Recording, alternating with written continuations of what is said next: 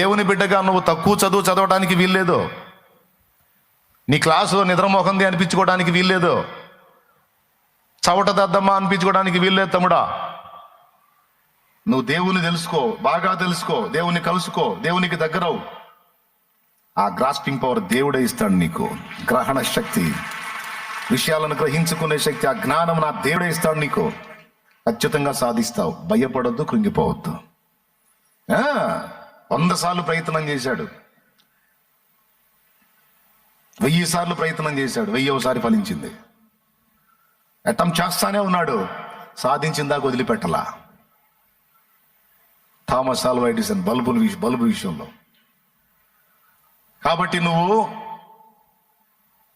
గ్రహింపు కలిగి నేను చెప్పే మాట తీసుకొని దేవుని ఎరిగి ఉంటే ఎవ్వరికి అందని జ్ఞానాన్ని నా దేవుడే నీకు ఇస్తాడు. మైండ్ పోయిద్ది. నువ్వు మాట్లాడినా మైండ్ పోయిద్ది. నువ్వు ఒక ఎత్తుగడ వేసినా అవతలవాడికి బొమ్మ కనపడిద్ది. అర్థమైందా?